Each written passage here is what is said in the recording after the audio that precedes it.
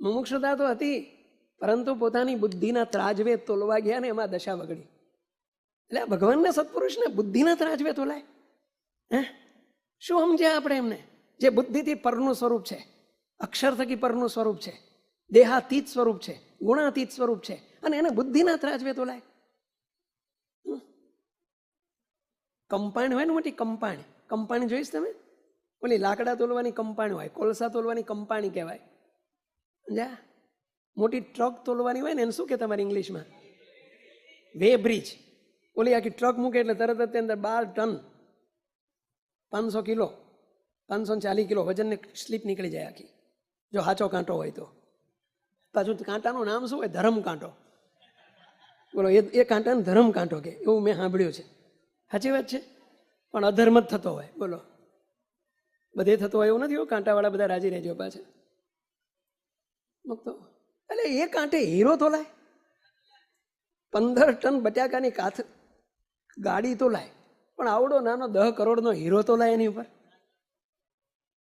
તો કે હીરો તોલાતો નથી. ના, વજન આવે મોટા. એ 12 ટન ને 15 ટન જ તોલાય એની ઉપર. એ કંપાઈને લાકડા જ તોલાય, કોલસા તોલાય. એ કંપાઈને કે હોનાની લગડી ના તોલાય હે પેલા. અને હીરો તોલાય?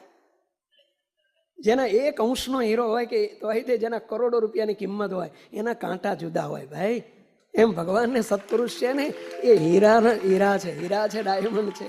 એને તોલવા આ બુદ્ધિ કામમાં આવે? તો કે પણ હું બહુ બુદ્ધિશાળી છું અને કરોડો રૂપિયા કમાઉં છું, તો મારી બુદ્ધિએ ના તોલાય? અરે, તારી બુદ્ધિએ ના તોલાય. આ તારો કંપાણી છે, તારી જોડે કંપાણી છે, આપણી જોડે. એનાથી કોલસા તોલાય બુડા. મોટા રાજ થાય, કરોડોનું મેનેજમેન્ટ થાય, લાખો માણસોને રંજન કરાવી શકાય. ભગવાનને સત્પુરુષને આ બુદ્ધિથી તોલાય? આ બુદ્ધિથી તોલવાનો પ્રયત્ન કર્યો ને આંબા શેઠે, એમાં દશા બગડી. બોલો,